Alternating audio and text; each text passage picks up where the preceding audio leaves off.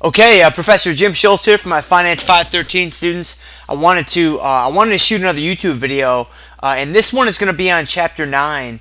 I know you guys read this chapter about a week ago or so, but in looking over what you guys have been reading, I said, it's going to be pretty interesting. Let's talk a little bit about kind of the history of the foreign exchange market.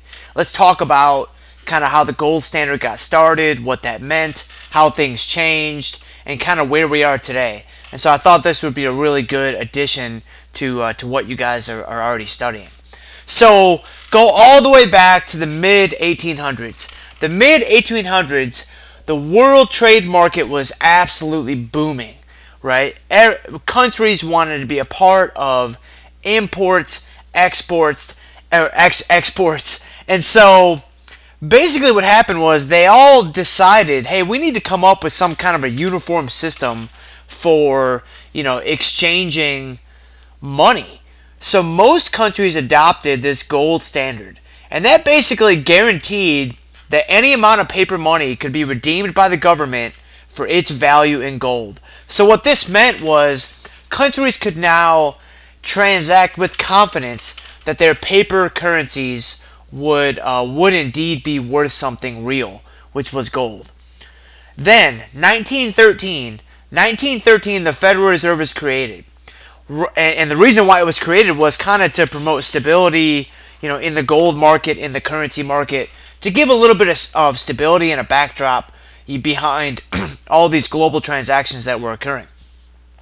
But before long, right after it gets going, World War I breaks out, and the gold standard is temporarily abandoned, primarily because for countries to fund their military expenditures, they just started printing money like crazy, and everybody just kind of, I guess non-verbally, or the writing on the wall was like, hey, we've got to put this gold standard thing on the shelf for a little bit while we get through this war. And so the gold standard is kind of abandoned. And then shortly after World War I was complete, countries tried to get back to the gold standard. But then, not long after that, brings us up to 1929. 1929, you have the stock market crash, you have the Great Depression, and the gold standard is once again abandoned. And so, what's really interesting about this time of the United States history is the fact that people, and you guys have lived this too. You guys remember 2008 with the financial market meltdown, right? Well, 1929 was kind of the exact same thing. People started to completely mistrust and lose any faith and confidence that they once had in the banking system. And so they started thinking, hey, my US dollars, I don't feel too comfortable about the value of my US dollars. But you know what I do feel pretty comfortable about? The value of gold. And so currency trading, commodity trading really picked up. And what happened was, fast forward a little bit to 1933, President Roosevelt had to close the banks in response to a run on the gold reserves at the Federal Reserve Bank of New York. And so what happened was, so many people wanted gold, so many Americans wanted gold, that they were rushing to the banks to buy all the gold they could. And this presented a lot of problems for President Roosevelt because the gold standard was still in effect. And so the United States government needed to have X amount of gold on hand to back the value of the United States dollar. And so President Roosevelt just went in and closed the banks. And he kept them closed for 10 days. And during that time, he made all the banks submit all their gold to the U.S. government, like Fort Knox type stuff, right? And he also, I'm not sure if it was a law or a mandate. I'm not sure exactly what it was called. I'd have to look into my notes for that. But he ordered Americans, not like an option, but it was a firm order that Americans had to turn in all their gold. And so he was trying to essentially corner the gold market. And so take us up to 1934. In fact, another thing that's interesting about this time is the Federal Reserve even increased interest rates around this time substantially, because what they wanted to do was they wanted to make holding US dollars more attractive to investors than holding gold. And so they said, through the help of President Roosevelt, obviously, they said, hey, we're going to raise the interest rate. We're going to raise the risk-free rate up to, I can't remember exactly what the numbers were, but they raised the interest rates up pretty substantially to where it now became, or what they were trying to do was make it, hey, let's make it more attractive for people to keep their money in savings accounts paying X interest rate rather than turning that money into gold. So then 1934, President Roosevelt decides to increase the price of gold from $20.67 to $35 an ounce. Okay?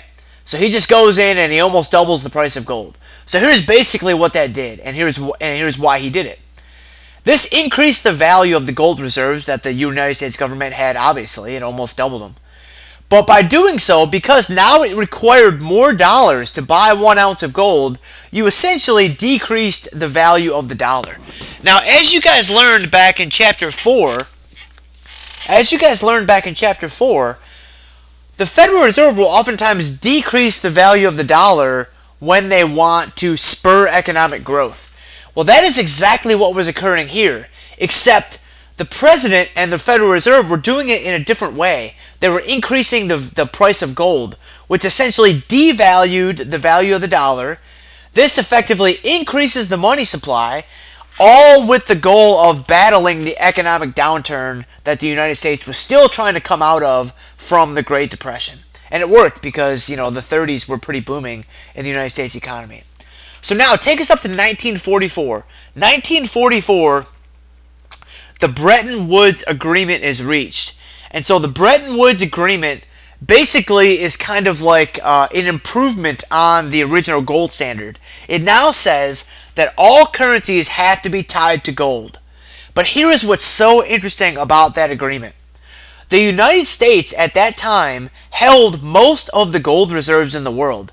So the United States dollar effectively became the default world currency because foreign countries had to tie their currencies to gold, but the United States held all the gold. And so what eventually happened is the United States dollar slowly became the world's reserve currency. So this is actually, like, if you guys have had me for 512 or even in 680, we talk about this a little bit.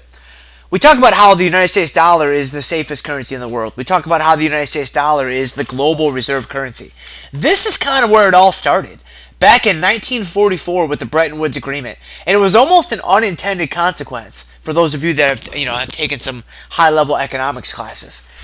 The original intent was for foreign countries to back their money by gold, but what ended up happening was foreign countries became pegged to the U.S. dollar.